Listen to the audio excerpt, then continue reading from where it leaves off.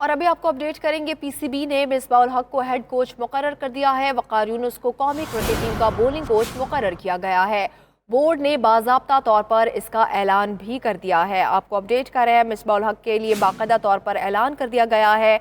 Bowling coach और head coach का ये फैसला होने वाला था और इसी पर हम बात करेंगे। एहतशामुल हक हमारे साथ है।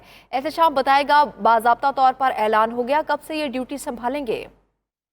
बिल्कुल, अब बाज़ाब्ता ऐलान कर दिया गया है। मिसबाह-उल हक जो है वो 3 साल के लिए हेड कोच होंगे, जबकि वक़ार यूनुस को भी 3 ही साल का कॉन्ट्रैक्ट दिया गया और वो बॉलिंग कोच होंगे। मिसबाह-उल हक जो है वो ऑलरेडी टीम के साथ है। इस वक़्त जो प्री सीज़न कैंप लगा हुआ है, उसमें कैंप कमांडेंट की जो फ़राइज़ है वो मिसबाह-उल हक ही अंजाम दे रहे हैं और इस वक़्त उन लड़कों के साथ हैं। और ये 3 हफ्तों का कैंप था जो 7 तारीख को ख़त्म होने जा रहा है। तो जिसमें तो मिसबाह-उल हक पहले से ही टीम के साथ है, उनका चार्ज संभाला है। लेकिन वक़ार यूनुस जो है वो सिडनी में है, वो देने के बाद वापस चले गए थे। वो 1-2 रोज में वापस आएंगे और आके जो है वो अपना टीम का चार्ज संभालेंगे, मिसबाह-उल हक की मुआवनत करेंगे।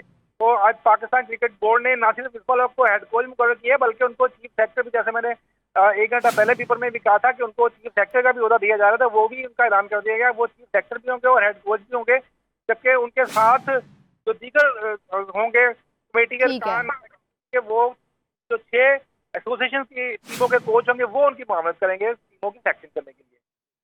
बहुत शुक्रिया एहतशाम, आपने हमें अपडेट किया।